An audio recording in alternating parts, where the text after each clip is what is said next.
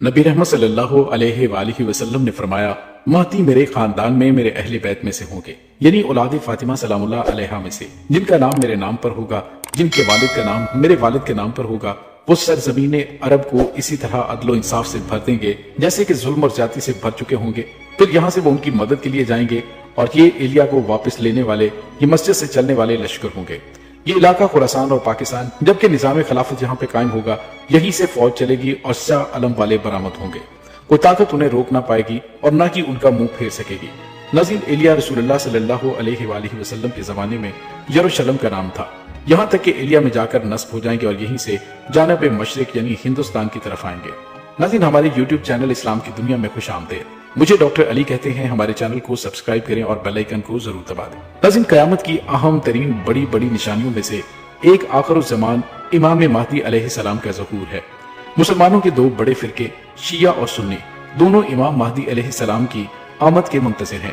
بس فرق یہ ہے کہ شیعہ کے مطابق وہ پیدا ہو چکے ہیں، لیکن انہیں قتل کر دینے کے ڈر سے انہیں بحکم خدا عالم غیبت میں رکھا گیا ہے، یعنی دنیا کی نظروں سے چھپا کر رکھا گیا ہے، جو کہ 1200 سال سے عالم غیبت میں انسانیت کی مدد کر رہے ہیں، اور وہ اپنے وقت پر ظاہر ہوں گے، اس لیے انہیں امام غائب کہتے ہیں، اور ان کا چونکہ انتظار ہو رہا ہے اس لیے انہیں امام المنتظر بھی کہا جاتا ہے۔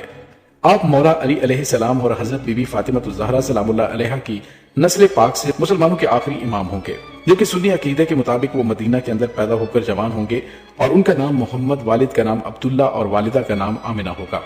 امام مہدی علیہ السلام کا ذکر قرآن مجید میں نہیں، لیکن بار بار احادیث مبارکہ کی تمام کتابوں میں ان کا نام موجود ہے۔ رسول اللہ صلی اللہ علیہ وآلہ وسلم نے فرمایا، قیامت قائم نہ ہوگی جب تک میرے اہل بیت میں سے ایک شخص کی حکومت پوری دنیا میں قائم نہ ہو جائے۔ مولا کائنات حضرت علی علیہ السلام جو اہل بیت اطہار سے ہیں، ان کی حکومت پوری دنیا پر قائم نہیں ہوئی تھی کیونکہ شام میں بغاوت چل رہی تھی، لیکن امام مہدی علیہ السلام دنیا میں ظاہر ہو کر پوری دنیا میں اسلامی خلافت کو قائم کر کے اس پیشگوئی کو پورا کریں گے۔ آپ 40 سال کی عمر کے اندر سفید لباس کے اندر لوگوں کے سامنے پہلی بار ظاہر ہوں گے، اور آپ کے پاس بطور نشانی رسول اللہ صلی اللہ علیہ وآلہ وسلم کی قمیض مبارک، آپ کی تلوار اور آپ کا جھنڈا موجود ہوگا۔ مسلمانوں کے دوران خانہ کعبہ کے اندر حج کے دوران ایک عرب حکمران کی موت کو لے کر بہت بڑا جھگڑا ہوگا اور وہ آپس میں تقسیم ہو جائیں گے۔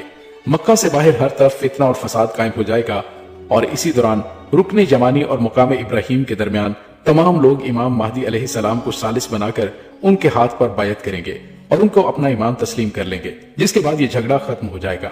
ناظرین، آج امام مہدی علیہ السلام کے ظہور کی 80% نشانیاں پوری ہو چکی ہیں۔ یہ دو طرح کی نشانیاں ہیں، چھوٹی علامات اور بڑی علامات۔ آپ علیہ السلام کی آمد کی جو نشانیاں ملا کر تقریباً 40 کے قریب بنتی ہیں، آپ آج سے صرف 10 سال پیچھے چلے جائیں اور اس کا موازنہ آج کے وقت سے کر کے دیکھیں تو جتنے واضح حالات امام مہدی علیہ السلام کے ظہور کے اس وقت ان 10 سالوں کے اندر بنے ہیں، اس سے پہلے ان کا تصور کرنا بھی انتہائی مشکل تھا کہ کیسے دنیا بھر کے اندر مہنگائی، پولیٹیکل انسٹیبلٹی، بیماریوں اور جنگوں سے افراتفری ہوگی، دنیا ظلم و ستم سے بھر جائے گی، شیطان کے پجاری کھل کر دنیا کے سامنے آ جائیں گے اور پوری دنیا کے لوگوں اور وسائل پر قبضہ کر کے ان کی سوچوں کو کنٹرول کرنے لگیں گے۔ لیکن آج وہ پورا ماحول امام مہدی علیہ السلام کی آمد کا تیار ہو چکا ہے، سٹیج بھی تیار ہے، لیکن صرف ان کی آمد کا انتظار ہے۔ ناظرین، یروشلم شہر کا تعلق قرب قیامت کے حالات کے لیے بہت زیادہ اہم ہے۔ یہ وہ شہر ہے جو کہ تینوں اہل کتاب یعنی مسلمان، کرسچن اور یہودیوں کے لیے انتہائی اہم ہے۔ یہاں بیت المقدس بھی موجود ہے۔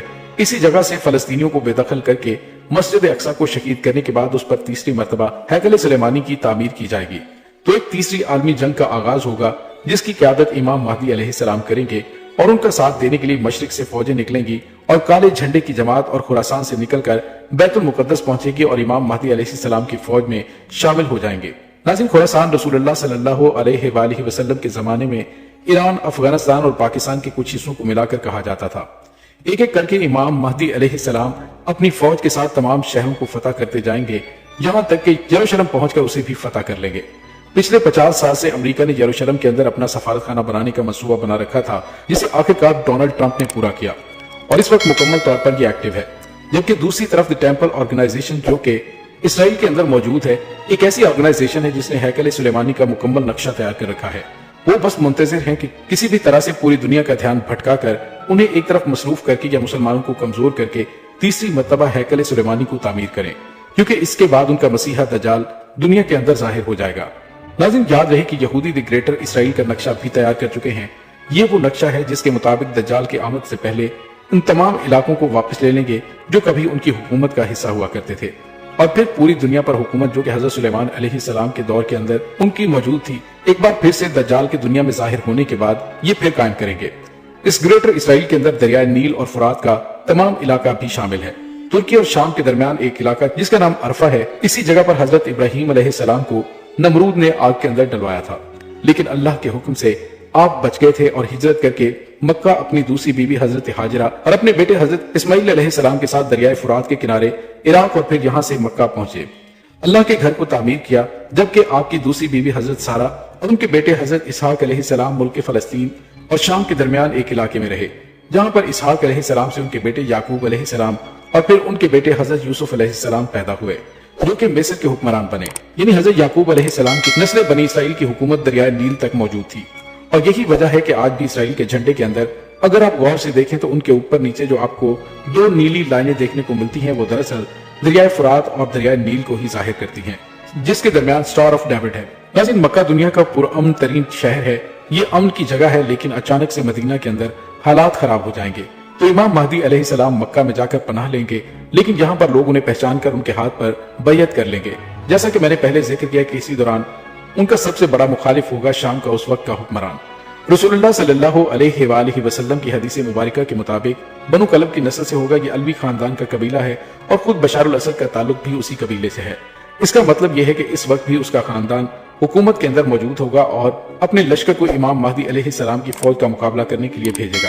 लेकिन मक्का और मदीना के दरमियानी रास्ते के अंदर अल्लाह पाक उस लश्कर को जमीन के अंदर धंसा देगा, जिसके बाद इमाम महदी अलैहिस्सलाम को अल्लाह पाक जाहिर कर देगा और पूरी दुनिया से लोग जौक दर जौक उनकी बैयत के लिए निकलेंगे।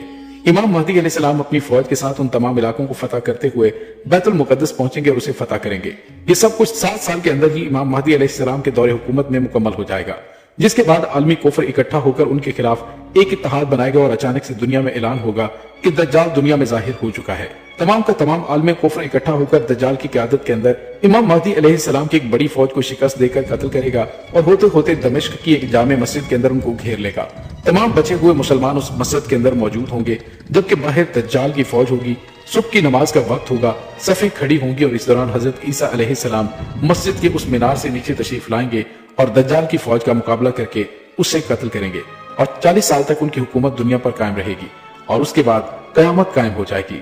नाज़रीन, मशरिक और खुरासान से जिन फौजों ने इमाम महदी अलैहिस्सलाम का साथ देने के लिए निकलना है, क्या इस इलाके के अंदर तालिबान की हुकूमत कायम होना या मजहब इस्लाम के नाम पर दुनिया के सिर्फ एक मुल्क पाकिस्तान का बनना आपको सिर्फ इत्तफाक लगता है?